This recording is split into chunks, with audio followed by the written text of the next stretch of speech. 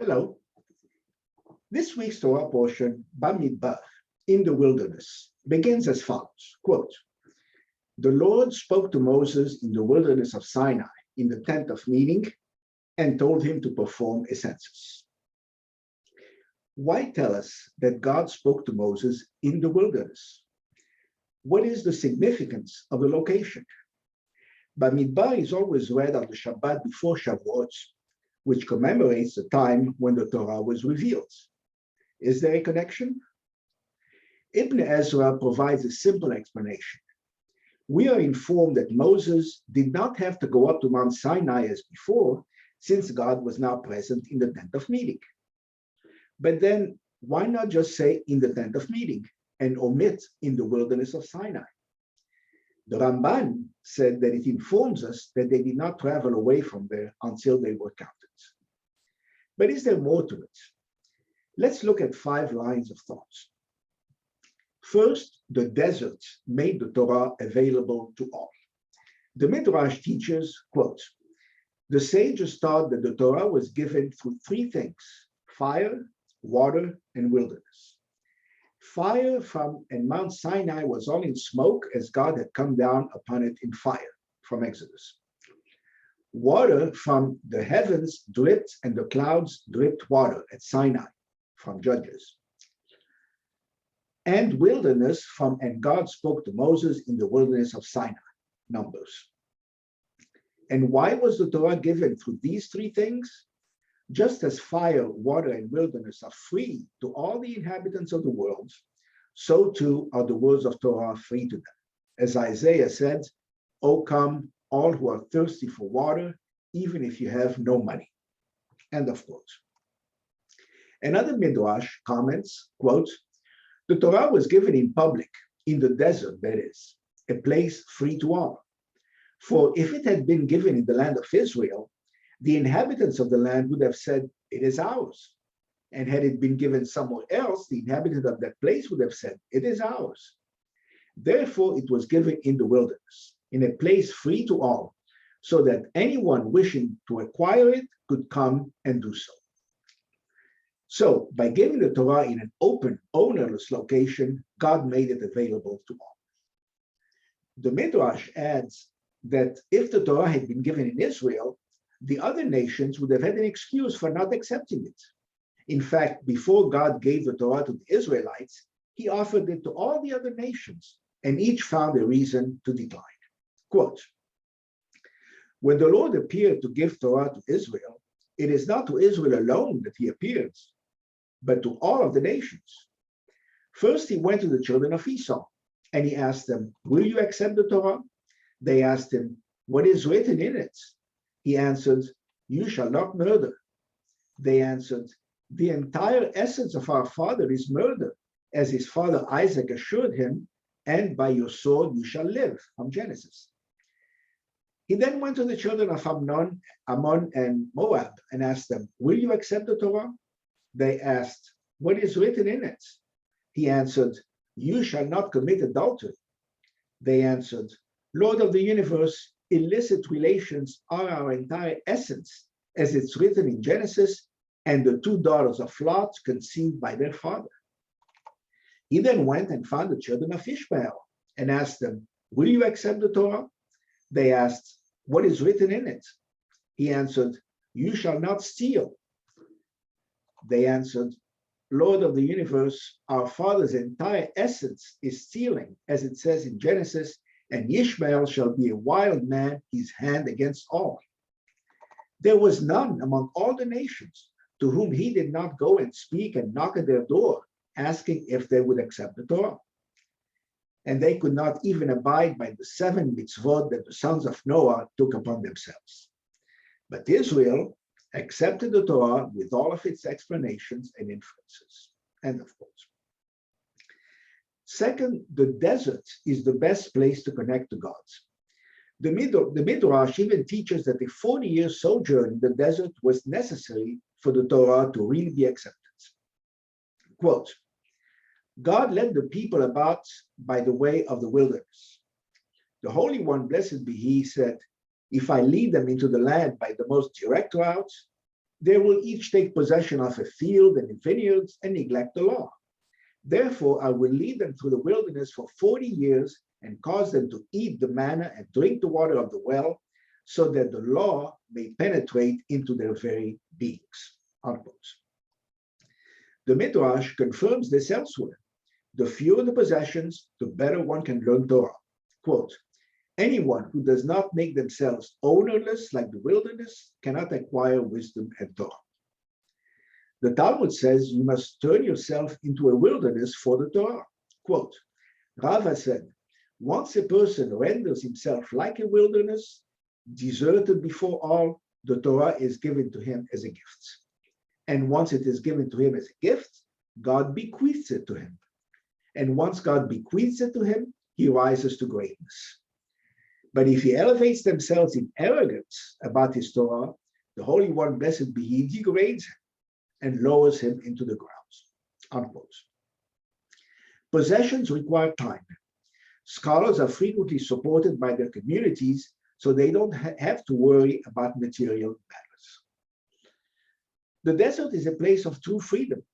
Those who live there are nomads. They don't own it, they just roam through it. In fact, Rav Nachman of Breslov preached that to be close to God, you have to speak to God in your mother tongue at least 1 hour a day, preferably in a natural setting, such as a field or a forest, among the natural works of God's creation, to avoid man-made distractions.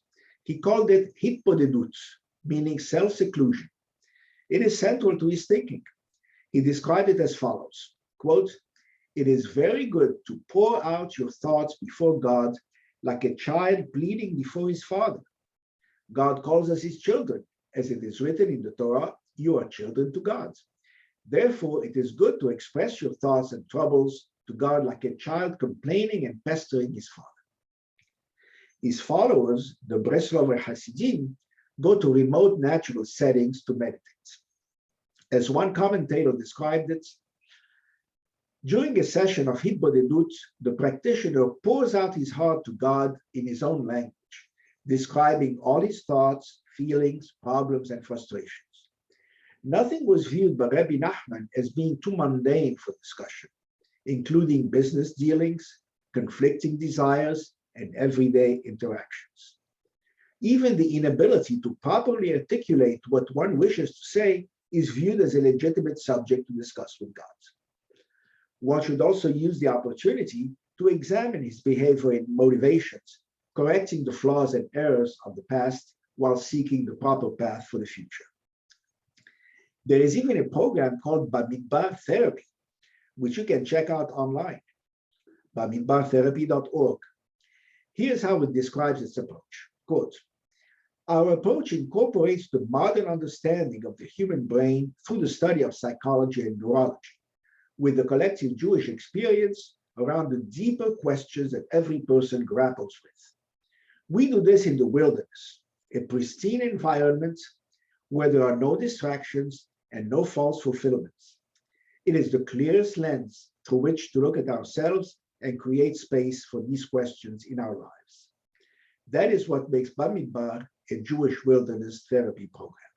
Unquote. Third, desert and speech are related. Bamidbar is often translated as in the wilderness, but its roots, Dalet Bet Resh, also refers to speaking. Are the two related? And if so, how? The Zohar suggests that Moses was unable to speak clearly and needed Aaron until he led the people into the desert. Quote, the Torah says, and Moses told the children of Israel that God will free them, but they would not listen, for their breath was short, meaning their spirits were anguished by cruel bondage. What is the meaning of their breath was short? Rabbi Shimon saw a mystical significance in the expression. At that time, Moses was still in the grade of voice, kol, and for him, the grade of speech, devar, was in exile. This lasted until Israel approached Mount Sinai to receive the Torah. Then the voice was united with the speech and the word was spoken. Only at the giving of the law, Moses was, as it were, healed of his impediments, slow of tongue. when the voice and the speech were united in him as their organ. Before that event, the power which is speech guided Israel in the desert, but without expressing itself until they came to Sinai. Unquote. The two words are together in Hosea. I, God, will lead Israel through the wilderness, Midbar, and speak to her, Dibarti, tenderly. Rabbi Jonathan Sachs writes, there is an intrinsic connection between the two. In the wilderness, Bamidbar, Israel heard the Medaber, the one who reveals himself in words. In the desert, they heard the words and became the people of the words. Fourth, there is value in silence. God cannot be seen, but can be heard if we listen carefully. Our sages said, one advantage of the desert is the experience of silence, keeping quiet to meditate and also listening carefully. Our sages valued silence. Here are some quotes. Rabbi Akiva said, silence is a fence to wisdom. In Proverbs, a fool who is silent is also considered a wise man. In Megillah, if a word is worth 1 coin, silence is worth 2. In Avot, again, Shimon used to say, all my days I grew up among the sages, and I have found nothing better for a person than silence. Whoever indulges in too many words brings about sin. The Amidah is also known as the silent prayer. Some worshippers say it is their favorite part of the service. The prophet Elijah hid in a cave and looked for God. Quote, there was a great and mighty wind, splitting mountains and shattering rocks, but the Lord was not in the wind. Earthquake, but the Lord was not in the earthquake. After the earthquake, fire, but the Lord was not in the fire. And after the fire, a still small voice. And there was God telling him, why are you here, Elijah? Unquote. Hollywood notwithstanding, God does not necessarily come in big fiery events. We must be quiet and listen carefully to him. As the psalmist said, the heavens declare the glory of God. There is no utterance, there are no words, yet their voice carries throughout the earth, their words to the end of the world. Fifth, one should not talk too much.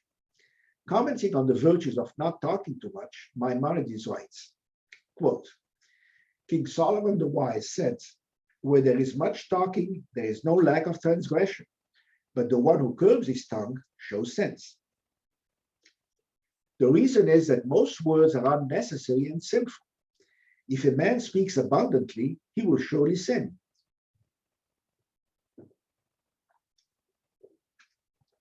Because there will be among his words something that is not proper to say. Therefore, one of the signs of the wise is that they use few words, and one of the signs of the foolish is that they use a lot of words. The sages declare that using few words indicates great stature and good lineage. According to our Torah, speech divides into 5 groups, says Maimonides. The first group is what we are commanded to say, reading the Torah, learning and analyzing it. This is a positive commandment. The Torah says, and you shall speak about words of Torah when you sit in your house and when you walk by the way and when you lie down and when you rise up. It is as weighty as all the other commandments put together. The second group is forbidden speech, such as bearing false witness, tale-bearing and cursing, foul language and evil speech. The third group is disgusting speech. It has no benefits, but it is not a sin and is not rebellious. It is average speech, relating news, happenings, or what some king did in his palace, or why someone died, or why someone became rich. The wise call this idle chatter, and pious men refrain from it. Included in this category is also disparaging a virtue or extolling a vice. The fourth group is beloved speech. It speaks the praise of virtues and disparages vice. It points the soul to these virtues through stories and songs, and likewise prevents vices. Likewise, it praises great people, extols their qualities, so others may appreciate their actions and follow their ways. and it condemns lowly and evil people, so others may despise their deeds and their memory, distance themselves from them, and not follow their ways. This is called derech eretz, civility. The fifth group is permitted speech. It is speech one needs for business and livelihoods, for eating and drinking, for clothing, and for all other needs. It is permitted. It is not beloved, not despised. If he wants, he may speak it, and if he prefers, he may be silent. In this group, it is praiseworthy to be sparing, and men of ethics warn against excessive speech. Concerning words that are forbidden or despised, it's obviously worthy to completely refrain from them. Concerning words that are commanded or beloved, if a person could speak them all his life, it would be good. Nevertheless, there are two conditions. First, his actions must match his words, and second, he must be brief. As the sages taught in the Talmud, quotes, a man should teach his students concisely. He seems to imply that if you don't practice what you preach, or you're long-winded, you should be quiet. This would be an interesting subject of discussion. Time to conclude. According to our sages, the Torah was revealed in the desert because the remoteness and emptiness of the desert foster introspection. Because the desert belongs to all, and so does the Torah. And because its silence forces us to listen carefully and thereby find God. Shabbat Shalom.